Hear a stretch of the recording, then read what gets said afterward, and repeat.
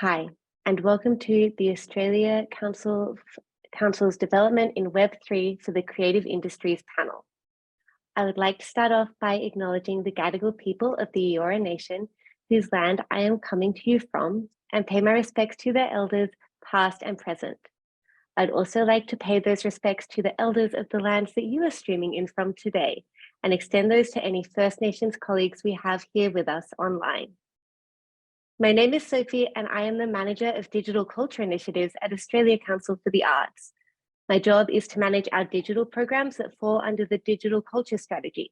This includes the Digital Strategist in Residence program, Digital Transformations for the Creative Industries, and any other program with digital in the title. You can sign up for updates online, and I will hint for this group only that we have a new program opening in the next few weeks, which might be a great fit for somebody here. Speaking of which, I am very excited to be here today for the launch of this paper looking at developments in Web3 and the creative industries. The paper comes out of our amazing research team who are constantly doing incredible work researching into new technologies and business models for artists and arts organizations. I highly encourage everyone to give this a read. Our partners at RMIT, who produce this research, have done an incredible job of making something technically complex, highly readable, and have included a lot of case studies which add context to these technologies and how they are impacting practice and work. Anyway, that's enough from me. I will now introduce you to our moderator, community technologist Caddy Brain. She will be guiding us through our sessions today as we unpack the way people are working and creating with Web3. Thank you so much, Sophie, and hi and welcome to everyone who's joining us today. I'm thrilled to be joining you from Larrakia country in Darwin today, and I want to acknowledge the Larrakia people, the traditional owners of this beautiful place and slightly sticky weather place at this time of year, elders, past, present and future. And of course, acknowledge the thousands of years of innovation and artistic expression and knowledge that has risen of this place and that continues to do so. I also want to acknowledge any First Nations people that are joining us on this webinar today. So we're going to be talking about the possibilities of Web3, how it differs from what's come before, and what it might mean for us for the kinds of work that we are already doing or could be doing. So Web3, DAOs, blockchain, NFTs, it's a topic that is rich in jargon, and it's been quite volatile so far as well. There's a real boom and bust narrative to it as well, with many vested interests that is seeing this fascinating kind of coming together of digital and media art with big money and big finance, them getting involved in each other's business in a way that we've never really seen before. So today we'll ask some deeper questions about what it means for the creative industry, what's happening, what's not happening, and hopefully offer a basis for some deeper consideration and decision-making around how or why we might want to engage with these technologies. This can be a really polarizing topic, and there'll be some of you who know an awful lot about it, and there'll be others for whom this may be entirely new. So if that's you, don't worry, we'll try and navigate the terminology together and arrive on some new understandings. I, like all of us, have a lot to learn in this space.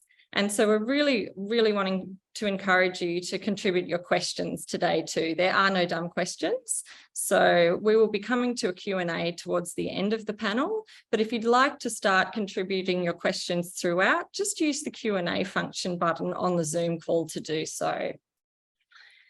So a new report, as Sophie mentioned, has come out from the Australia Council called Developments in Web3 for the Creative Industries. And we are so lucky to be joined by its authors, some of its authors today, Ellie Rennie and Indigo Holcombe-James. So later, you're also going to meet a whole lot of artists and creative practitioners who are all doing fascinating things in this space, which I'll introduce you to a little later on. But first, to begin with, Ellie Rennie is an ARC Future Fellow and Principal Research Fellow in RMIT's Digital Ethnography Research Centre. She is also a member of RMIT's Blockchain Innovation Hub and an associate investigator for the ARC Centre for Excellence for Automated Decision Making and Society. Joining Ellie as well is Indigo Holcombe-James, who is a postdoctoral research fellow, also at the ARC Centre for Excellence for Automated Decision Making and Society, located in the School of Media and Communication at RMIT University. We'll also be joined by Alana Kushnir shortly, an arts lawyer, advisor and curator, who I'll introduce a bit more in a moment. But to begin with, let's start by getting on the same page about Web3. So where the early web was a bit of a one-way street of sending information outwards, the second sort of era of the internet seems to become very much about platforms, more of a two-way street. The people who kind of promote Web3 claim that it's like the future of the internet. So Ellie, let's begin with you. What is Web3? Web3 is essentially a blockchain-enabled digital environment or ecosystem.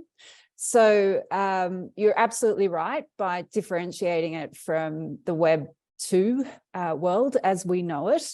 If you've interacted with Web3, because it already exists, albeit in a very kind of infant, nascent form, you will have the experience of connecting into digital web, whatever it is, websites, applications, whatever it might be, using wallets, which are associated with public-private keys. So using encryption technologies, and where it's supposed to be about user and control. So you're permissioning those digital tools or applications or websites to access what you want them to access. So I think that's the key difference.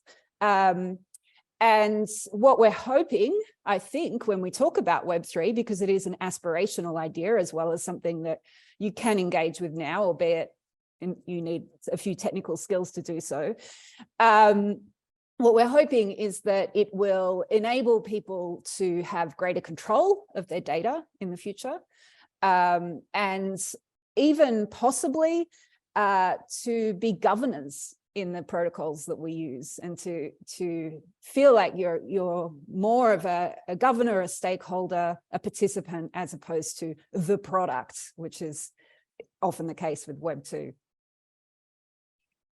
And so it's not really like an official phase of the internet then, is it? That it's very much about conceptual changes over time.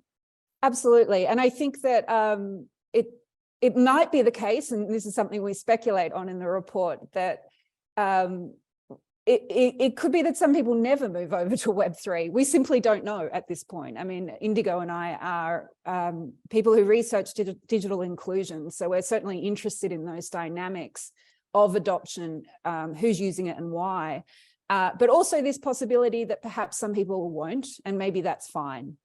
Yeah. Let's spend a moment untangling some of the terminology to begin with too. So there's Web3, blockchain, NFTs, cryptocurrency. Could you help us pull apart some of those things and describe to them the difference between them? Sure, I'll try and do so in a non-technical way. And I'm not a technologist, so if I try to do it in the technical way, I'll probably get it wrong anyhow. But the way I think of blockchain is as a means to achieve common knowledge. And it was actually Silvio Micali, MIT, a Turing Award mathematician and founder of the Algorand blockchain, who described it that way, which was the kind of click for me. I thought that was just such a great description, because what it's saying is that this is a technology that enables us to all reach agreement over social facts. And we're doing that in a decentralized way. So we don't need a corporation in the middle that is actually deciding what is true or false, and then kind of keeping everyone on that page. In this case, we're doing this together. And the way that the technology does that is through a combination of these encryption technologies as well as economic incentives that keep people honest, and in the case of, say, Ethereum, also punish people who behave in a lazy or malicious way. So because we have this record of accounts, that we all agree on, then you can start to do things on top of that. And the first use case we had, of course, was Bitcoin, which was money. We all agree what's in the ledger, therefore we can essentially create a digital only form of money. But NFTs, when they came along, was super interesting because they're doing a similar thing, but for something that we call non-fungible assets or things that are unique. So Andy Parker, a blockchain developer who I've spoken to about this and who worked on one of the original, the ERC 721 NFT standard, so the first standard for NFTs. There's a little quote from him in the report, but he basically says, I can give you $1 and you can give me $1 back, and it can be a different dollar coin, but it still has the same value. We all agree it's the same thing. But if I give you my cats and you give me a different cat back, then it's not the same thing. It's qualitatively different. And so that's something, which is important to be able to do if you want to be able to, say, transfer a digital artwork using this new technology. You need to be able to say, this is the thing. And the NFT enables us to do that, therefore enabling us to have property, which means we can transfer, sell, borrow, lend, co-own, whatever it might be with that piece of property. So it gives a kind of functionality in economic terms that we wouldn't otherwise have to a digital asset, a unique digital object. So that's where NFTs come in, but why they matter as well, and Jan, who we'll be hearing from later, I think articulates this far better than I can. But really what it does is it enables the artists themselves to say, this is the thing that you can own that represents my unique view of the world or idea or whatever it is that is in that artwork. And therefore something which is replicable, like a digital artwork, the artist can say, no, this is the thing that is owned. You can copy it however you like, as many times as you want, but I say this is the thing, this is the one. And that's really important. The other tools that that come along with this are things like decentralized autonomous organizations, or DAOs, which are really just smart contracts. They're just kind of pieces of software in the background that enable us to automate certain tasks. But because we can do that with assurance and the security of blockchain behind them, you can have people who are unknown to each other being able to say, manage a treasury or royalties payments or whatever it might be. And that brings up a whole lot of very useful and important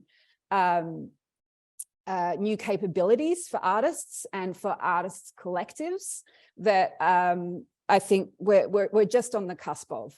So there's a few examples in the report, such as the Song That Owns Itself by George Howard out of Berklee College of Music, and he talks about the way that you can change how people understand where value is created along the creative value chain and assign that to different types of actors. So not necessarily the record labels or whomever it might be, but actually fans who are the ones that promote your work and make it accessible to bigger audiences. So there are some super interesting things that are going on, which I hope we'll get time to talk about as we go through. Thank you so much, Ellie. Indigo, I want to come to you now and just unpack some of those creative outputs of the blockchain a little more. So it is really interesting how digital or internet art does really reflect those phases of the internet as well. So what are they at the moment? What are some of these creative outputs that practitioners are exploring? Yeah, absolutely. So I suppose the question there is how are creative practitioners using Web3 technologies? And I think that's such an interesting question, and it's so live. It's all changing so rapidly at the moment. In the report, we kind of focus on 4 key areas. We think through the ways that creative practitioners are taking tools that, as Ellie's just mentioned, first appeared in the context of finance in terms of digital currency, and how these tools are being repurposed and used to address gaps and problems in the creative economy. So some examples of that are, as Ellie just mentioned, questioning the very notion of what it means to own art and what you're actually paying for. In the report, we have this, we draw on a reference that the new media artist, Mitchell F. Chan, who he says that generative NFTs are like a solar wit wall drawing. So Sol LeWitt was a conceptual artist in the 60s and early 70s who sold these works as a series of instructions of how to produce the artwork. The gallery displaying the work followed the instructions to kind of set it up so that audiences could come in and see it. But he wasn't actually selling the artwork itself. It was the instructions for how to create the artwork. And so for Mitchell F. Chan, NFTs work in a similar way to separate out an artwork's expressive or artistic form from its commodity form. And I think that that's super interesting. Web3 is also giving those who earn within games power over their assets. People are able to own and collect things in different ways and to actually benefit from that ownership moving forward. As Ellie mentioned, it's producing ready-made governance tools that help artists work together. And another really interesting example in the report, I think, is the Web3 music collective Song Camp, which is groups of musicians that come together to collaborate on and distribute a collection of songs. The example in the report is called Chaos, which was a camp over 3 weeks involving 45 musicians and 45 songs. And they used a DAO to coordinate the contributions and rewards of all members. So really complicated ways of working together and distributing artworks. And then, of course, there's exciting stuff going on in terms of strengthening the connections between musicians and their fans. So using Web3 online environments to create token gateways, allowing a user to connect a wallet and to gain access to online forums or experiences that only those with an NFT for a particular collection can gain access to. Ways of kind of representing affiliation or connection to particular groups. You've mentioned music there quite a bit. And of course, in the NFT space, a lot of us can sort of visualize some of the many sort of digital art or aesthetic NFTs that we've seen. But it's much broader than that, isn't it? So who is it that is currently really participating in the blockchain kind of space? Yeah, well, we tried to answer that question by doing a survey. And so we asked Australian creative practitioners who's using Web3 at the moment. We got contributions from around 110 creative practitioners, and just about a quarter of responses say they were using blockchain technologies in their creative practice. Most of them, as you've mentioned, Caddy, were visual artists and musicians. And so I think like the figures there, like it's quite a small sample, a quarter of the cohort. But I think it's really important to note that some Australian creative practitioners are using Web3 technologies, such as the amazing practitioners that are on our panel after us. But most excitingly, they're using it to make money. So survey respondents who were using Web3 in their creative practice were asked if the technologies had changed how they made their art or their creative outputs. More than half of the cohort said yes. And when asked to specify why or how, the vast majority describes the financial benefits. One respondent, for instance, wrote that they've never had better or more earning potential. And similar stories were shared via our interviews as well. We had participants who told us they've got more money in the bank than they've ever had in their life through this kind of creative practice. And others still told us that their use of Web3 had completely changed their life and enabled them to dedicate their time wholly and solely for the first time.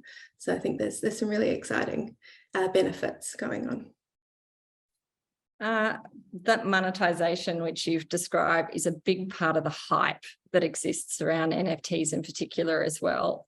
And having seen the NFT kind of bubble burst, I guess, Ellie, I might come to you again and say, is the potential still there in the same way? Or what risks does that kind of volatility that we've seen present for artists?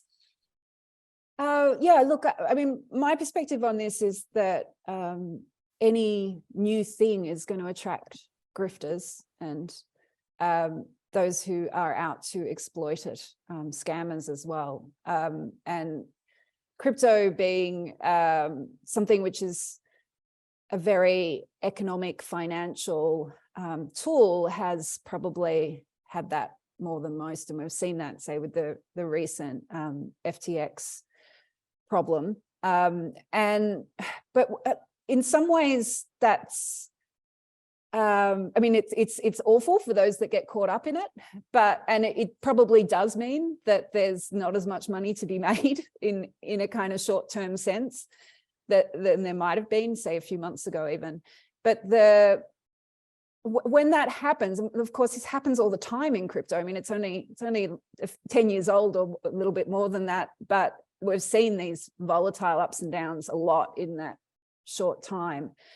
And if you look at it, it's actually those times when where the mainstream has gone elsewhere or decided that they don't want to be part of it, that those who are in there doing good work start doing it for all the right reasons and doing the things that end up as the long-term, sustainable, important innovations of the kind of next phase around when the mainstream comes back.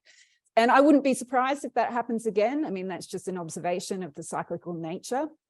But we do certainly probably need to keep in mind the risks that are here, and that it's not the kind of just answer to everything that in the creative economy. It's not going to solve everything, and it's probably going to have problems along the way, but it's the tools for doing things better that matter rather than the speculation and the hype. There's also a lot of concerns, as we know, about the environmental aspects of these technologies, in particular, just the pure amount of energy and electricity it takes to power the computation behind blockchain. Can you explain that to us a bit more and what's being done about it? Oh, yeah, sure. So it's really interesting having this conversation in the context of the arts, because, of course, it was artists who really brought awareness around the environmental impacts of blockchain to the world. And it's not that the technologists didn't know about it. Vitalik Buterin, who created Ethereum, was writing about it right back in 2016, like a year after Ethereum went live. But of course, the public consciousness required the type of engagement with an issue that really only artists who are tapped into culture and meaning and the problems of the world and the issues that confront society are able to do. So I think the thing here, there's a few things to say about it. Firstly, and I heard this at NFT Fest last week, many artists, and Michelle, who we'll be hearing from later, is one of them, moved over to Tezos platform because they were concerned about the environmental impact of the Ethereum blockchain, which is where NFTs were first created. And it was interesting to hear artists at that event describe it now as the punk art blockchain.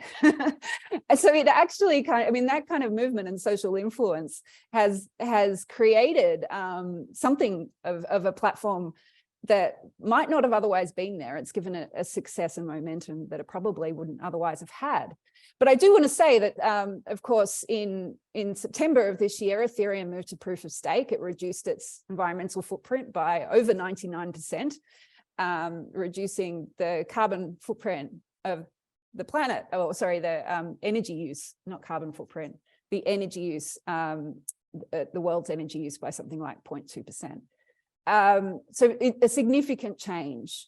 There's a lot of the mainstream media and debate around it actually is talking about Bitcoin, which is not where creatives and artists are when it comes to blockchain. Even with Bitcoin, though, I'd say there's a lot more to the story than what you will read. I'm not defending it. I think that there is a high energy use, but often those miners are incentivized to use green energy sources, or even to enter into deals that might help energy grids support clean energy use to a higher degree than they otherwise could. So it's something that, the way I see it, you can only really understand at a very local level, and by trying to really map out the infrastructures that these technologies are entangled with, like energy grids or kind of clean power and how it is produced and where. So the kind of big headlines around this Bitcoin uses has the same carbon footprint as Ireland or Australia or whatever. Personally, I'm skeptical of those.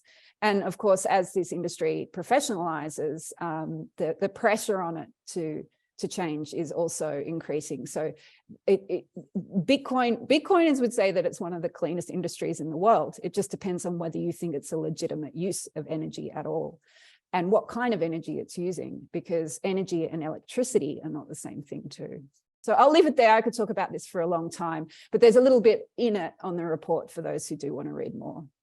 And we will cycle back to this question later in the panel as well when we speak to artists and practitioners later on. So we will return to it. But I want to bring in Alana Kushnir now, who is an arts lawyer, advisor and curator, as I said. In addition to being the founder and director of Guestwork Agency, she's also the principal investigator of the Serpentine's Legal Lab, a space for sort of investigating legal issues for the arts technologies field. So thanks for joining us, Alana. I just want to get back to one of the main NFT kind of questions that you hear a lot, and that is, if I go and purchase an NFT, do I own the copyright? And what is it that I have actually purchased? Or is it a sort of donation to the artist? Can you unpack that for those that are still trying to get their head around that?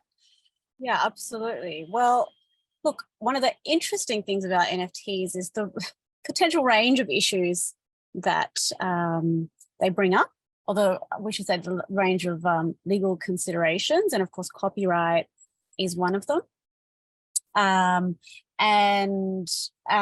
copyright is not the only area of law that we need to be thinking about in the context of NFTs. I mean, one of the initial questions that we need to think about is, well, you know, it sort of gets back to what is an NFT, at least from a legal perspective. So how do we categorize it in a way that we understand what kind of a sense of ownership it is? So for example, is an NFT similar to a physical bottle of water, or a physical piece of, you know, a land, for example? Or is it something that's much more intangible? And, you know, we're seeing interesting times in the law in that there have been ideas of, you know, this kind of quasi-physical, intangible property, third kind of property right that might arise in the future. But we're still a long way off that, but, you know, certainly, you know, a type of technology that's challenging the law as well. In terms of how the law is challenging the technology, though, at the moment, we have, you know, intellectual property, copyright, of course, but copyright is not the only area of intellectual property that is necessarily relevant. So trademarks could be relevant, for example. So, you know, if you're using logos in your digital artwork, NFT, if you're labeling your NFT project with a certain name, that could trigger trademark laws. Patents as well is really interesting to think about, you know, at least when we're looking at generative art, for example, the kind of patents that might protect generative art, and copyright as well. We have to think of, you know, how does copyright really apply to an NFT? If we look at what NFT fundamentally is, which is this piece of code, how does copyright actually protect that? And I think at the moment, most lawyers in this space would see the copyright as protecting the digital artwork, the file that the NFT points to. So not necessarily the NFT itself, but that what we would visualize as the NFT. So the visual, you know, visual artwork, the piece of music, the video, itself. So copyright could attach to that, but it could also attach to the code. So it's an interesting analysis in that regard. And that's something that we work through in the report as well. And, you know, of course, when it comes to ownership and copyright, there is also a question of how do you pass that on? So if you're an artist and you've created an NFT, how do you pass,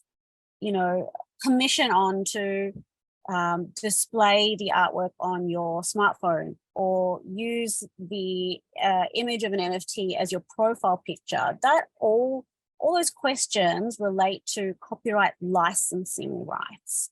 And again, there's not one size fits all at the moment in terms of how these licensing rights are expressed. In the future, we'll hopefully see a lot of these licensing rights actually expressed in the NFT code itself. but it's still early days. So that's just some of the questions around ownership that we need to be thinking about at the moment. Absolutely. How is resale or royalties kind of working for NFTs, or not working, as the case might be? Well, one of the primary benefits that has that's been used to support NFTs, at least from an artistic perspective, is that they give artists the ability to earn a resale royalty through the resale of their works. And that's quite an interesting idea to think about from an Australian perspective specifically, because in Australia, we already have pre-existing resale royalty laws which cover visual artworks. We have a piece of legislation called the Resale Royalty for Visual Arts Act, which was brought in 2009. So actually kind of similar time to the origins of blockchain technology. And what's really interesting from a legal perspective is that this resale royalties legislation lists the types of visual artworks that the resale royalty regime covers. And one of them is digital artworks. Of course, it doesn't refer to NFTs because NFTs weren't invented in 2009, but it does actually say that resale royalties, depending on how much they're resold for example, and where there's an Australian creator involved, then resale royalties for digital artworks may well be entitled to resale royalties under Australian law. So how does that interact with the NFT platforms, which do offer resale royalties to artists who mint and sell works through the website? We don't really know. A lot of the mainstream NFT platforms like OpenSea, Super Rare Foundation, a lot of them were designed with quite a US inspired idea of resale royalties, where resale royalty laws do not exist. And so hence they were seen as solving that problem. But then in practice, when you apply it to Australian artists using these platforms, this will come up with this interesting conundrum. And what's really interesting is with the research that was done for this report, we asked Australian artists, if those who had received resale royalties were actually receiving royalties from the Copyright Agency, which is the not-for-profit organisation in Australia that administers the Copyright Act. And nobody said that they were receiving royalties through that process. They were only receiving royalties through the platforms. So again, something that really needs to be worked through and has an interesting application in the Australian context. Indigo, I wanted to come back to you for a moment too, just carrying on for that idea of some of the legal considerations too. I mean, where are public or cultural institutions up to in this space at the moment, especially in terms of acquisition and some of the considerations there? Yeah, absolutely.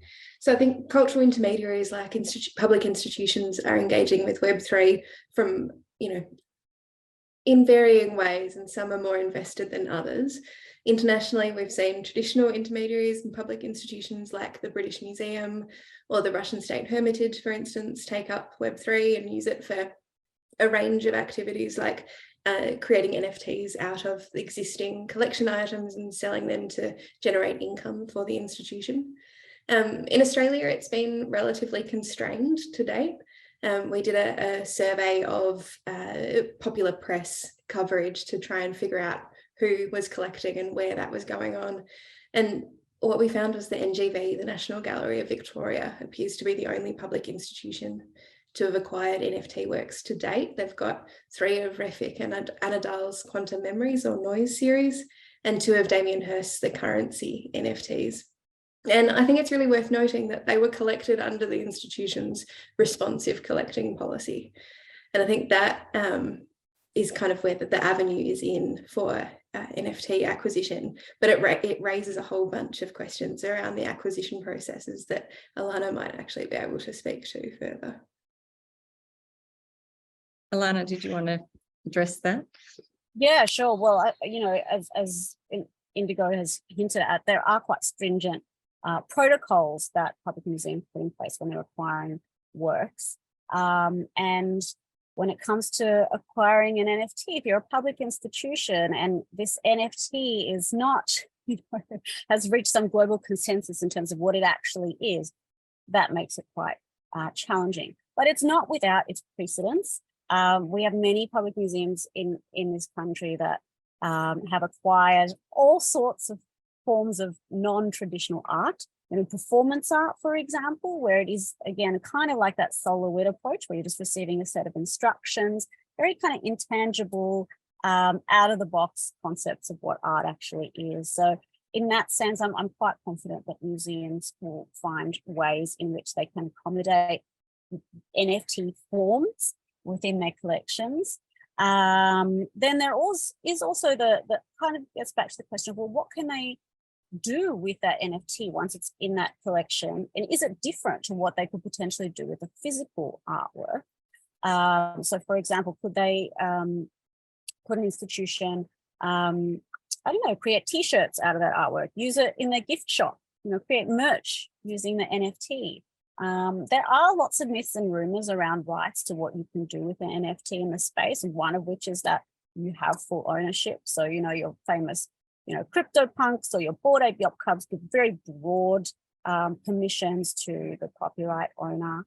And, I believe NGB has a CryptoPunk, if I'm not mistaken. So maybe in the context of that specific purchase, they would actually have very broad rights with what they can do, far broader than what they could potentially do with other types of artworks that they've collected. At the end of the day, it comes back to the creator of the work, and the platform that it's sold on. So that's really what the museum would be guided by in terms of what they can and can't do with the specific work.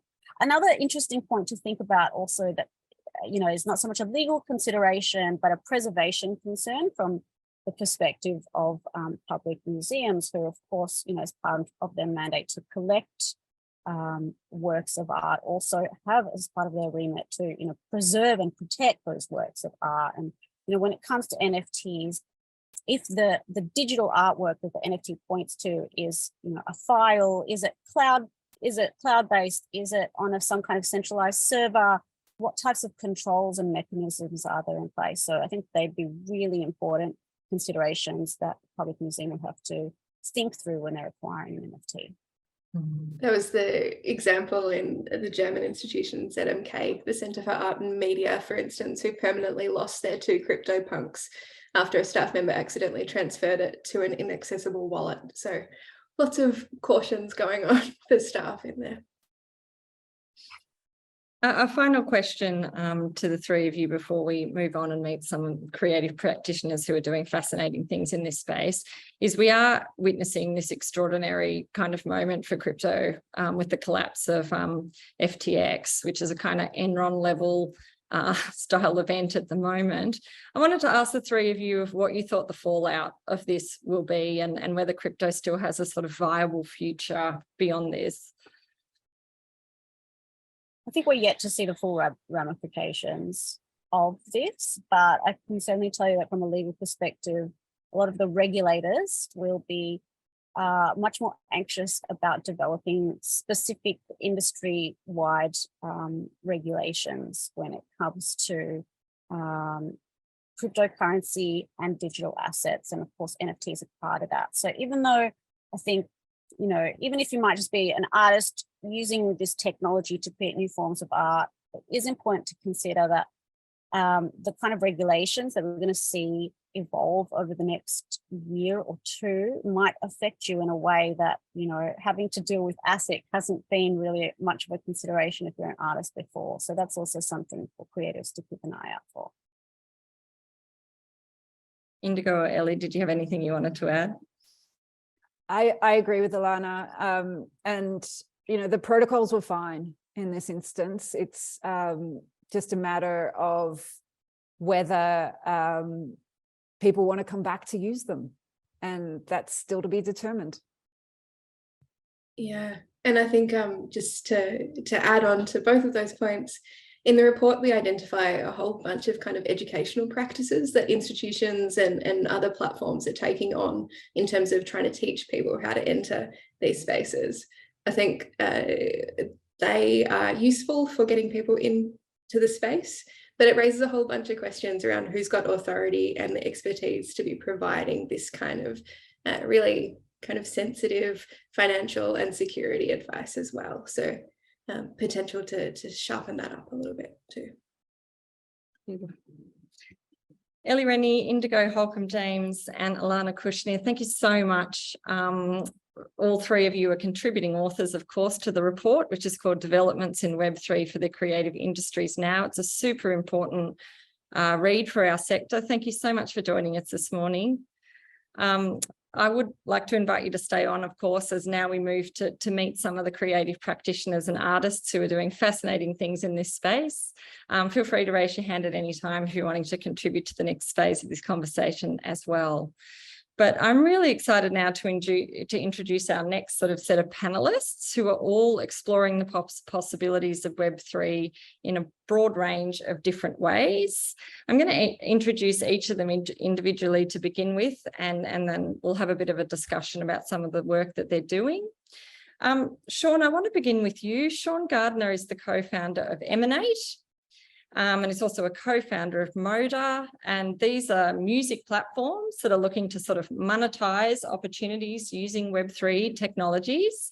But Sean, can you tell us a bit about your journey into this space and what some of those platforms are aiming to do? Yeah, for sure. Thanks for having me on. So without going too far back in time, I guess the short story is that I've always loved music. My mum's a singer-songwriter. I've always been really passionate about it. But never really worked in the space. I had about 10 years experience working in the digital sort of side of advertising agencies and digital production, building apps and websites and things like that. And started looking at blockchain tech in 2017 and reading about smart contracts and all of the things that were going to be possible with this technology. And it started kind of bringing up some ideas that I'd had for a while around kind of real-time music marketplaces and different ways for artists to collaborate, using technology and to monetize their work. And yeah, it was about 6 months between me sort of reading about Ethereum for the first time and quitting my job and getting started with Emanate. So we launched the first version in 2019, and it's a platform that pays artists instantly when their music is streamed. And it also splits those payments between them and anybody else who's contributed to the work or is owed royalties from the work. And then off the back of that, we've launched a music distribution service that sends those songs out to other streaming platforms like Spotify and TikTok and everywhere else on the internet. And so, yeah, that was 2019. And then through 2020, we started looking at NFTs, selling digital collectibles on a couple of different blockchains for bands like Weezer and digital creators like Deadmau5. And when this kind of NFT craziness started really bubbling up at the end of 2020 and start of 2021, we became really interested in just looking at what the music release process would look like as an NFT. So literally just a song, an audio file as an NFT. And Moda was born out of that as a DAO, a music industry community, with some technology elements that kind of helps artists and labels and music industry people to kind of move into the Web3 space. And so now people can mint their songs using the Moda NFT standards, connect their NFTs to Emanate, playlist them, stream them. And our goal is really just to kind of push things forward with that technology and try and make it as user-friendly as possible for both the artists and the fans. And yeah, we've got a long way to go in the space, but it is moving quickly, and there's lots of enthusiastic people getting involved all around the world. In working with a broad range of artists in this space, I'm really curious what is really driving their interest. Obviously, we've mentioned monetization, the ability to monetize your work, but there also seems to be this disruptive quality motivating people as well. But how would you summarize what it is that's exciting artists about this particular space? I think the biggest thing is that the problems that exist within the music industry are really well known, and there are these kind of quite archaic sort of legacy processes and things that exist that have had to be put in place in order to claw back digital revenue streams, kind of off the back of the torrenting days and the different iterations that digital music consumption has been through over the last couple of decades. So I think the sorts of artists that understand a little bit about technology and have read about what's possible with blockchain and have seen perhaps others experimenting can see the potential for some of those problems to be solved. Certainly not for all of the problems to be solved, but just the potential. And I think that's what's making people experiment. And yeah, you know, these problems have been around for a long time. And certainly I think the NFT as a music monetization and distribution format is probably one of the most exciting things in digital music technology for the last couple of decades. And it's not instead of streaming. For me, it's kind of as well as streaming. And yeah, I think that's the sort of thing that's pulling people in. You must come across quite a few myths or misunderstandings along the way as well about how all of this works. What are some of the common ones you encounter? I think that the biggest thing was that in early 2021, there was kind of a double-edged sword with the kind of the headlines that were being drawn from these huge NFT sales from big artists that were selling NFTs that were, you know, in excess of $100,000 or getting into the millions. And on one hand, that got people talking and, you know, made people take a look at the space. And then on the other hand, it made a lot of people kind of reject it just purely by thinking that's, you know, not everyone can do that, or that's not real, or it's extremely temporary, or it must be a scam. I don't want to be a part of that. You know, I don't want my fans to feel like they need to have thousands of dollars to consume my work. So there was this real mixing pot of kind of publicity, but also skepticism that came out of that boom.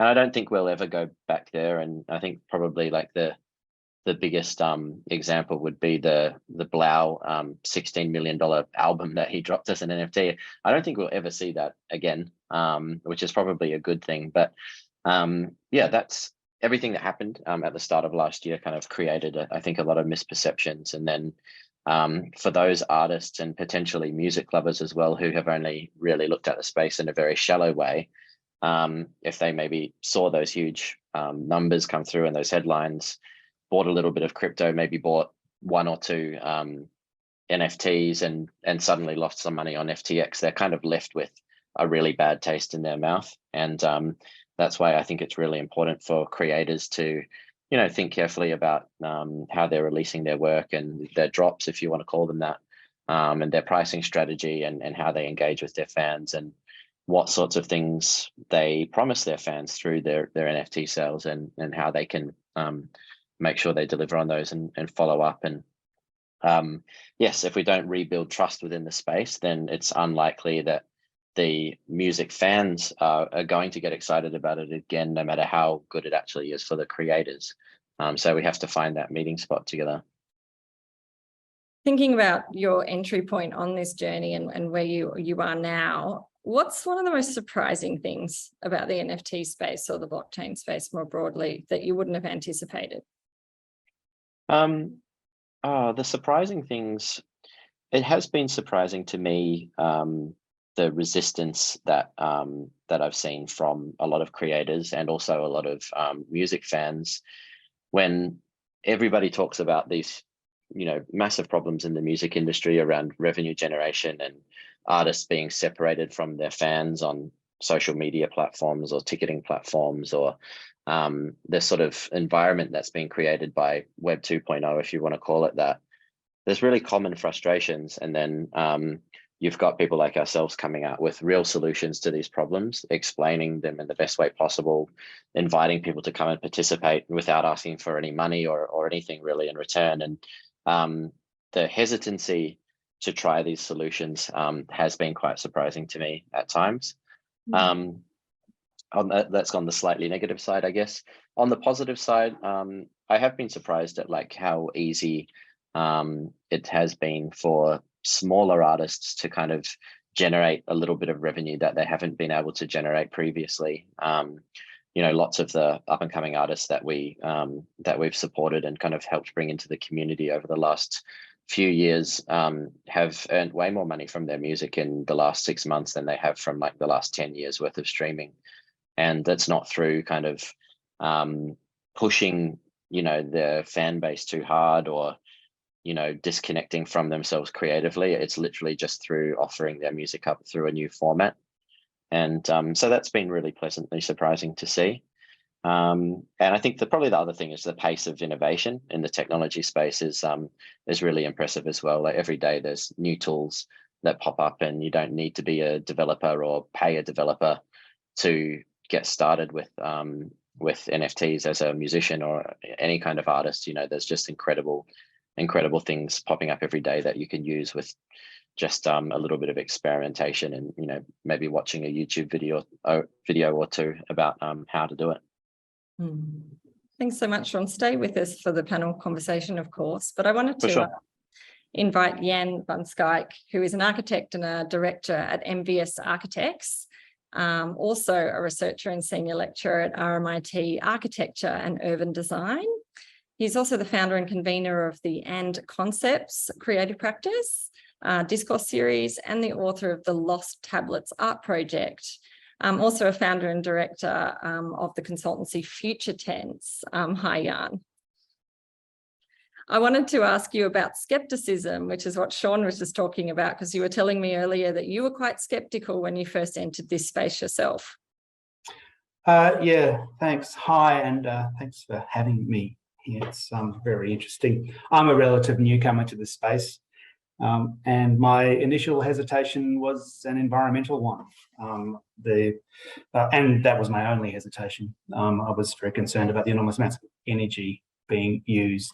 But as has already been discussed in today, once I learned about proof of stake as opposed to proof of work, the dramatic change in how energy usage relates to NFTs removed that barrier for me completely, and then I became interested in other components of it. So tell us a bit more about your work and some of the things you're exploring at the moment. Well, I limited it to my Lost Tablets project, and it's that project that through which I generated in my own mind an interest in NFTs, and that the reason for that is that project is a series of artworks, of which there are 89 made so far, of a total of 100. Anyone who saw the advertisement for this webinar will have seen one of those pictured in that advertisement. And they are works where the idea of the artwork, or the concept of it, or the process of it, is not specifically related to the material from which it's made. And Indigo Holcombe-James already very beautifully articulated that with the Sol LeWitt example. These objects that I've made are compositional studies into ideas about the recognizability of architecture, and they're made from Lego blocks, from repurposed Lego blocks. Each of the 89 made so far are a study into how I might compose something around a particular idea, how I might put those particular Lego blocks together. And they're not, the works are not glued together. They can be pulled apart and put back together by someone should they choose to do so.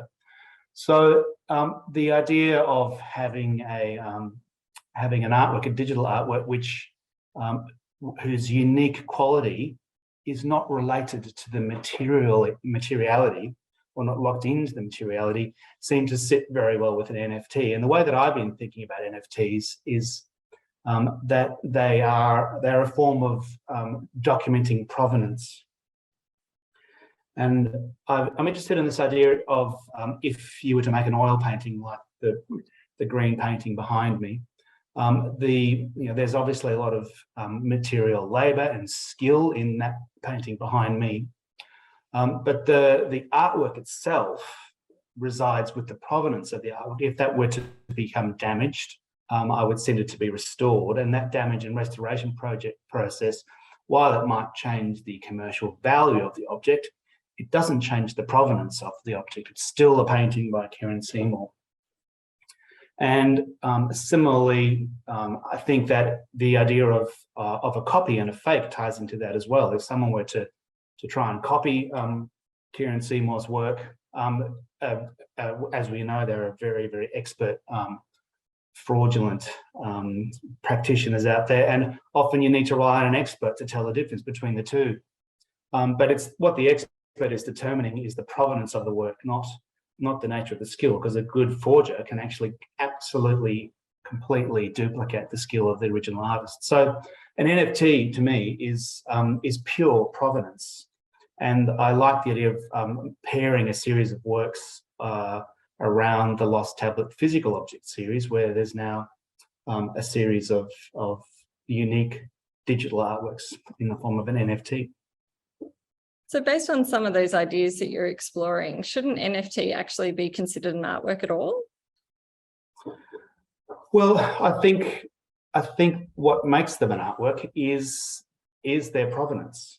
And often the questions that I come up against when talking to people about this aspect of my work, and when I face doubts about the legitimacy of an NFT as an artwork, I talk about the idea of provenance. And it's I have a piece of work in my collection at home of works that I've collected, which was given to me as a gift, and it's a piece of it's a tapestry from a tapestry workshop, and a friend of mine was doing a work in the tapestry workshop, and the artist who'd been in there previously left something behind. I won't say that artist's name because it might be embarrassing for the person who gave it to me, but it's by a very, very, very famous artist. And so I've got the small piece of tapestry, and you look at it and you can see that it's by that artist, but it has no provenance. So that's a nice story, and it's nice to have that object in my collection, but it's not an artwork by that artist. So the artwork resides in the provenance alone. Now, to the making of the Lost Tablets project that I have, I've taken a lot of very beautiful photographs of them with the assistance of my architectural photographer, Peter Bennett. And then when in making the NFTs, just from an optics point of view, really, I wanted to distinguish the visible component of the NFT from the photographs. And so I've made them into animated sequences, so that when someone does purchase one of the NFTs, the act of owning the NFT and the provenance that comes with it through the code also has a visual representation to it. Fascinating. I want to bring in Serwah Attafuah now, who is a multidisciplinary in talking about that progression through medium over time and that exploratory kind of approach. Serwah is a multidisciplinary artist and musician based in Darragland, West Sydney, everything from oil painting through to extraordinary 3D works. And one of which was actually recently included in Sotheby's natively digital, a curated NFT sale, and also has done an extraordinary recent work at the Sydney Opera House. Can you tell us a bit more about your work and that progression, also as Jan was describing, through mediums into that exploratory kind of into new terrains? For sure. Thank you for having me on. So I guess I started out oil painting, like you can see one behind me. I started quite young, as both of my parents are pretty prolific artists. And we were sort of working out of our garage at the back of our property, and it got to the point where that had to be knocked down for other reasons. So I kind of lost my arts space. And that's when I sort of really started to dive into digital artwork. Like I'd sort of played around with it before then in my very early teens, but I really decided, I want to have autonomy over my arts practice. I don't want somebody to one day just be like, okay, you can't paint anymore. That was quite devastating to me. So having something that was really portable, I just really liked having autonomy over my creative process. So I've been, I guess, involved in my digital practice for about 10, 12 years now. And I really feel like the NFT space, or the Web3 space, as it currently is, really reminds me of way back then in my early internet days, where it was a lot about like sharing with other digital artists, like different resources that we had, textures, software, anything. So yeah, I've really found a great home in the NFT space because it's so community driven. And I feel like, at least the community I'm in, the digital art community or the internet art community, we really sort of lost that. for a couple years there. It was more about like, you know, sort of the like or validation economy, where if your content isn't, I guess, appreciated on social media, it wasn't valued very high. Whereas now it's, we have NFTs that sort of can help and assist with that. And when you first went to make your first NFT, how did you approach that? Like, what platform did you choose? What sort of questions and decisions did you make around that? I sort of fell into NFTs accidentally, or I wasn't really searching for them. A fabulous curator from the US called Lindsay Howard actually contacted me mid 2020, and she said, I'm working for this platform called Foundation, and we're putting a digital art show together, and would you like to be included, and you can sell your artwork as an NFT. And I was honestly, I'd never really heard of an NFT. I'd heard of crypto art, but I didn't quite know what it was. I just thought it was a new style of artwork, honestly, and I'm kind of kicking myself every day that I didn't look it up before that. But yeah, she explained to me sort of what an NFT was, and you know, how the digital art show would work, and how the whole process of putting up the NFT and selling it and all of that. And it really appealed to me because before that, as a digital artist, I had no way of selling, trading, or really sharing my art in a way that was safe and protected me as a creator and protected the buyer as the collector. So it was really, it really felt like it was built for digital creators like myself, because we really didn't have an option before that time.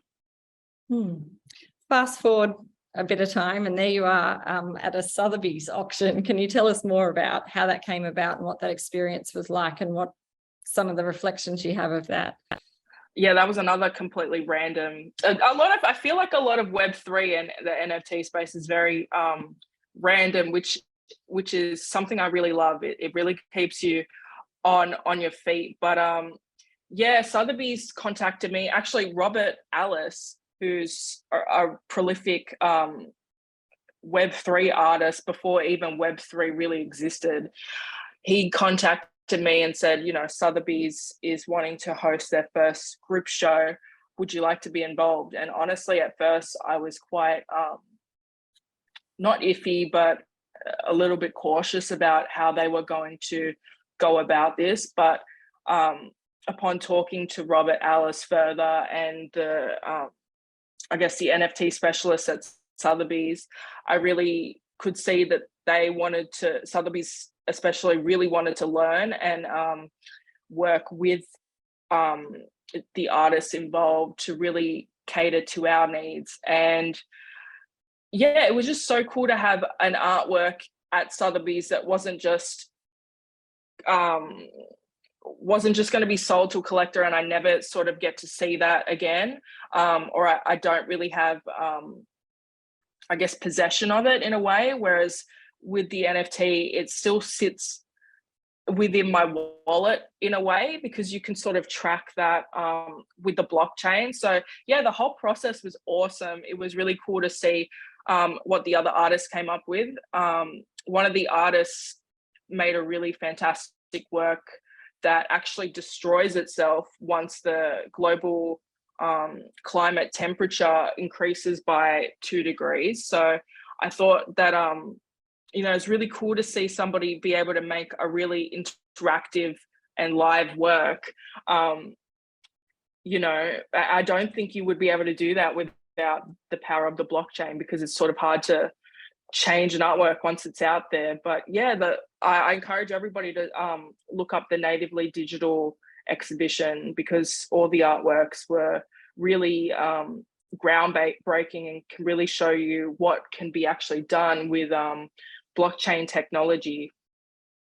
Thank you, Serwah. It's a beautiful segue into Michelle Brown's work, who is a Brisbane-based new media artist very focused on virtual reality and augmented reality. But her current project is Floodplains XYZ and is utilising blockchain and immersive experiences to raise awareness of climate change. Michelle, can you unpack some of your work for us just to begin with? Yeah, sure. First, I just wanted to acknowledge the land on which I'm streaming from today, and that's Turrbal Yagara country here in Meanjin, Brisbane. But yeah, I've got a long history of being a digital focused artist. I studied multimedia in the early 2000s when the internet was just getting started. And I guess that gave me a passion for emerging technologies because, I was experimenting a lot then with, digital types of artwork for 3D to, Photoshop and things like that. But I also was working in the music industry for a long period of time. Community media particularly held my focus. I managed 4ZZZ Radio here in Brisbane for a long while. And I guess I was continuing to freelance making music videos and visuals.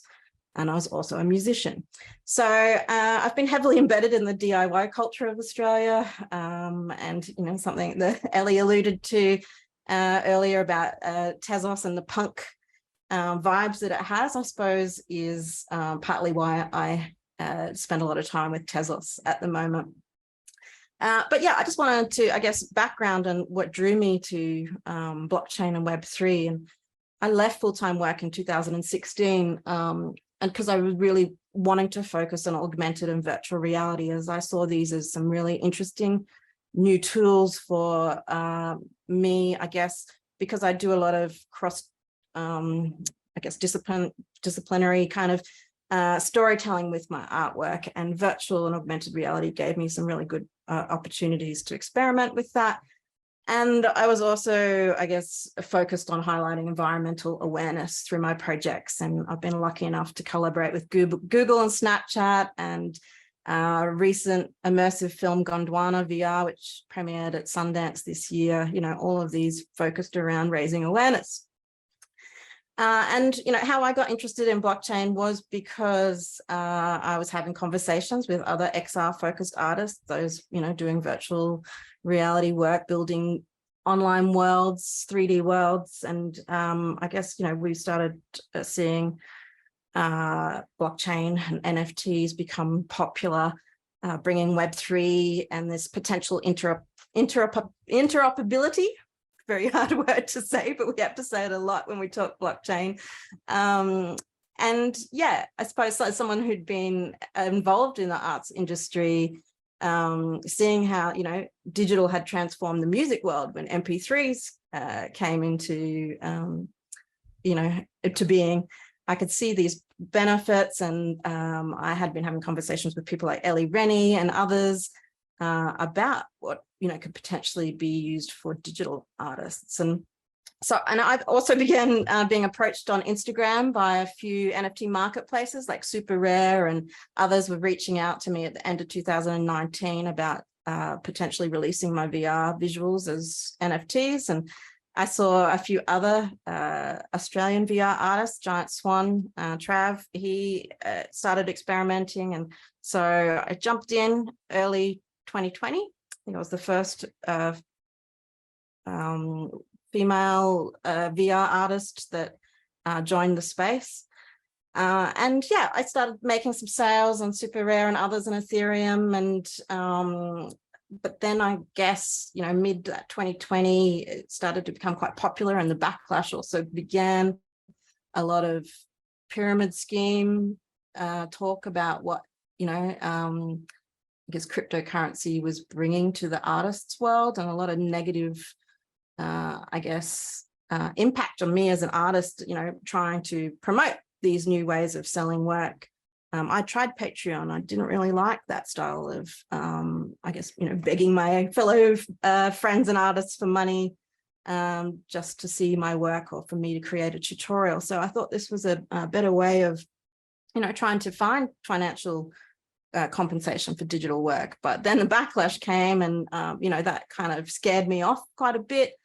But not in a sense that I removed myself altogether. I decided, like I had been challenging VR and AR technologies and sort of any new emerging tech, I preferred to face it head on and see if I could make a change.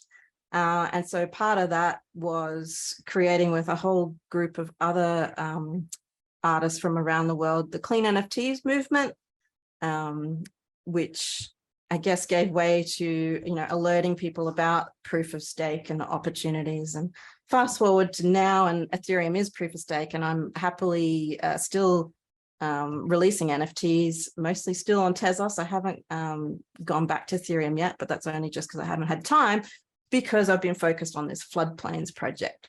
So sorry, it's a bit of a long circle to get here, but I think, what's important for me is to hold, what I'm passionate about, and that's, supporting marginalized communities to be active in these spaces, along with raising awareness about social issues. And so a lot of my recent work is 3D based NFTs. So, the work that I create in 3D, I can sell as artwork, where I haven't really had that opportunity before. I could sell my 3D pieces to gaming companies that want to use that, but that's not really art. That's for a use, I suppose.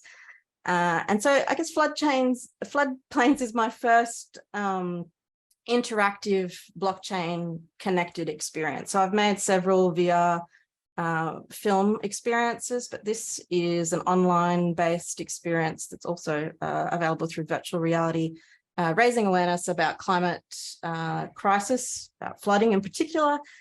And I've tied in 3D objects as, I guess, collectibles, as NFTs. And the purpose behind these is to continue storytelling, not so much, I'm not wanting to make a bunch of money through collectibles. I'm more about, compensating myself for the work to achieve this piece, but to also continue a story. So once we have the wallet addresses of people when they collect an NFT, that opens up some opportunities for us to be able to continue to send them things, be that, potentially stories and not more collectibles and things like that. And for me, in this experience, you have to make specific choices when you go through it. And so that will tie heavily into what I will continue for anyone that collects one of these NFTs as part of that, will continue, I guess, to be part of this experiment. Thanks, Michelle. Just leaning into those environmental concerns a little more that your work is focused on, can we just unpack for a moment what the difference is between proof of work and proof of stake, and what it is actually doing to address the environmental issues, but also that question of, is it enough?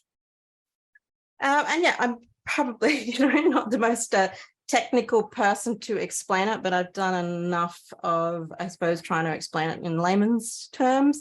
But there's these two main consensus mechanisms that the blockchain uses.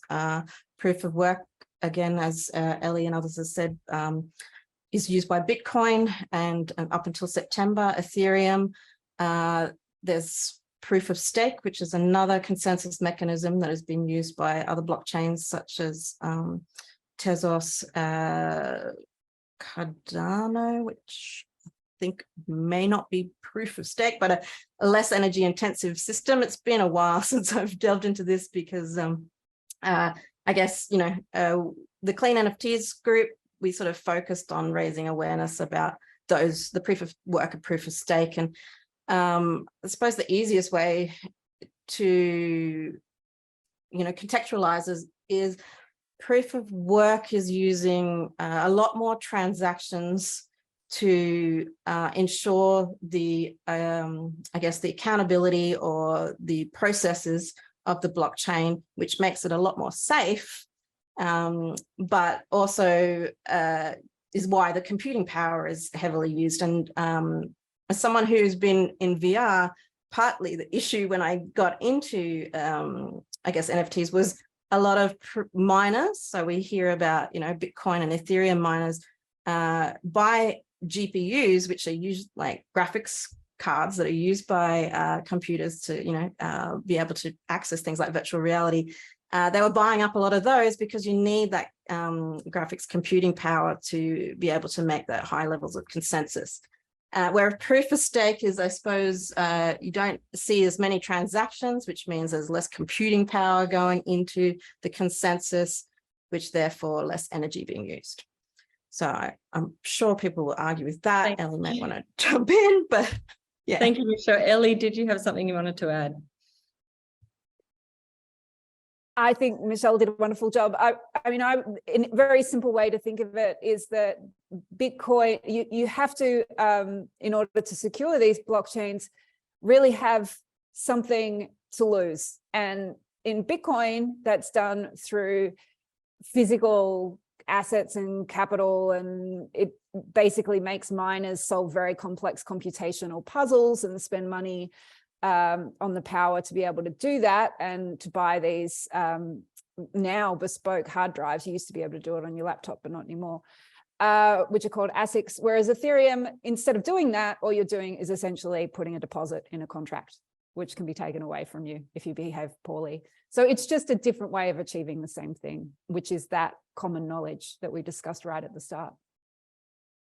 I want to lean into that idea of responsibility, though, that we've touched on there, because obviously artists and art organizations are deeply invested in exploring, you know, the most responsible practices possible. And I know most artists who have even been engaging in the NFT space have faced that moment of, is this a responsible thing to be participating in?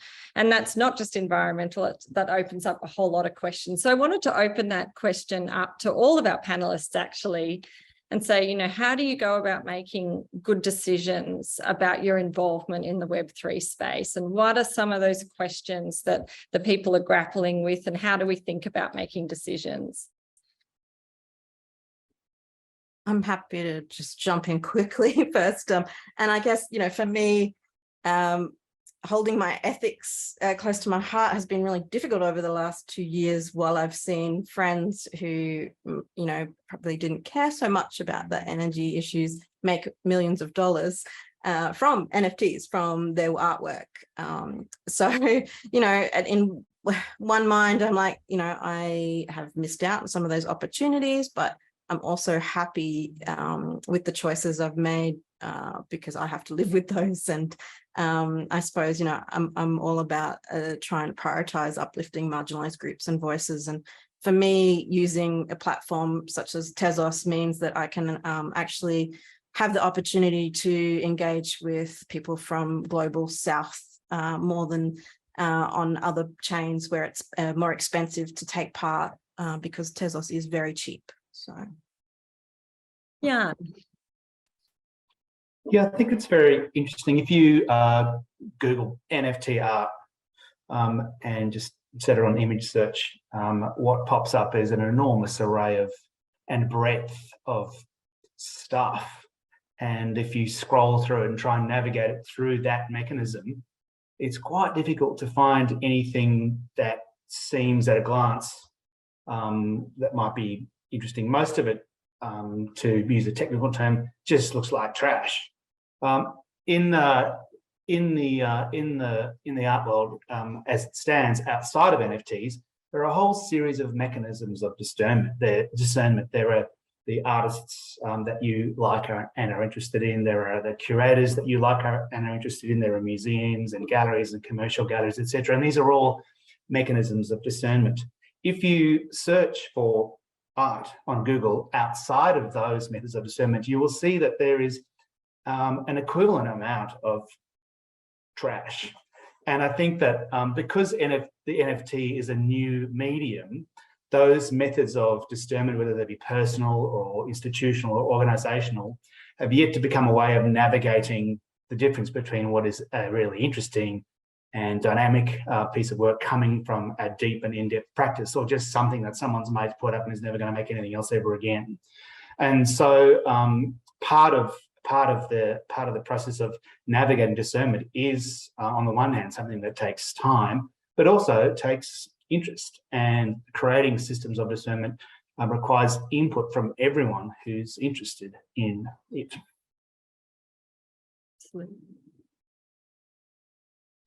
a final question again to open to all of our panelists today is also about what we haven't spoken about. So obviously we've been talking about NFTs that have been around for a while now. We've seen some highs, we've seen some lows. Where do you think this space is heading, and what aren't we talking about yet in terms of future directions? Yeah, to speak to what Sean and I think Michelle spoke a little bit about, I think music NFTs are really underrated, and I really hope that they start to take off in the future. I was in a few bands like quite a few years ago now, but yeah, just it's I feel like as a musician I was really taken advantage of by the current processes and systems that are built up to support musicians. You know, every now and again I still get like little checks from, what's it called, APRA, and it's like every 6 months or something, and it'll just be such a disgusting number for the amount of streams that people are still you know, listening to my music. Like a couple of 10,000 streams or something is like $1. It's just like what I actually feel offended when I get these checks. Like it's just like, just keep that dollar, like, you know. But yeah, it's so fabulous to see musicians that are currently using this technology succeed and be able to develop not only as an artist but as a person. You know, I think it's important for everybody to get paid for their work, no matter what you do. So yeah, it's really great to see that, and I'm really seeing you know, marginalized communities like Black creators like myself really excel in these spaces, particularly an artist called Latasha, sorry. She helps run Zora, which is a NFT platform, and she's selling like music videos for 10 ETH, which is, you know, you'd have to be in some sort of crazy record contract to get that kind of money at this stage, and there'd be a lot of strings attached. So for a young independent artist to be able to raise that sort of capital and build that sort of hype organically, it is awesome. Ellie. Yeah, there's a few things. I mean, one thing that really struck me in writing this report is asking what artists are doing with Web3 is almost the wrong question. We also need to be asking what artists are doing to Web3. And that's really important because they're shaping what these technologies are and where they go, and certainly how the public understands and responds to them. But the one thing that I did want to point out, which is not in the report because we wrote it back in July, and it was only after that I really encountered this work that Lawrence Lessig, who founded Creative Commons, has been doing with Primavera de Philippi, and some other folk from a decentralized research organization called MetaGov that I'm involved in, which is that they're starting to do super interesting things around remix culture and Creative Commons with NFTs, where, for instance, I think they've put forward a standard to Ethereum where there's kind of an open auction process, and while you own that NFT, you have the rights to remix it. And there's some interesting kind of economic dynamics in there that really prevent it from becoming inaccessible through that financialization model. So what it's doing is essentially giving artists a means to share their work, still earn money from it, from the sharing of it, and putting permissions around it. But I think even more importantly, and I think Sean would relate to this, is the metadata, the tracking of how what is contained in that NFT has been used and by whom. And this is the thing that we haven't really talked about here, which is, but Sean has spoken about this during our conversations, and also Marita Sussex from Invoke, which is that artists have really lost contact with the metadata behind their works. And if you don't have that, then you don't have the power over how it's used or your right to receive money from it. I might actually throw to Sean to see if he's got anything to add to that. I think you just sort of touched on one of the things that I think is really important about the point in time that we're at the moment with Web3 and creative industries is that ultimately, you know, blockchain and NFTs and everything else to do with Web3, it's just another technology. and it will end up kind of permeating the technology stacks of all of the biggest digital media companies in the world. And I think the reason why that's worth pointing out is that while we're early at the moment is really the time that creators can actually, take a grasp of the technology and make it part of their tool set before it just becomes an everyday thing. Because I'm quite confident that, sometime over the next few years, you'll be able to just put a, piece of artwork on Instagram and click mint, or put a song on Spotify and click mint and whatever, but you won't be one of a few hundred people in a small community expressing yourself in that way. You'll be just one of 50,000 songs released that day, like you are at the moment.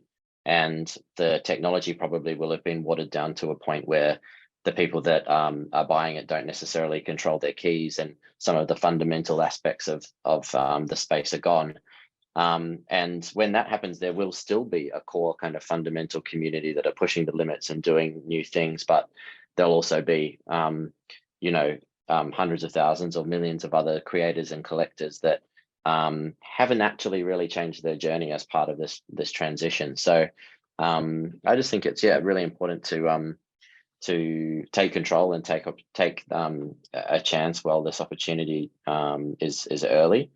And as Alana touched upon, it's was it Ellie touched upon, it's the ability to actually trace stories and trace data and know who your collectors are and who your collaborators are and who's consumed your artwork through the chain in a transparent way is a really, really cool tool.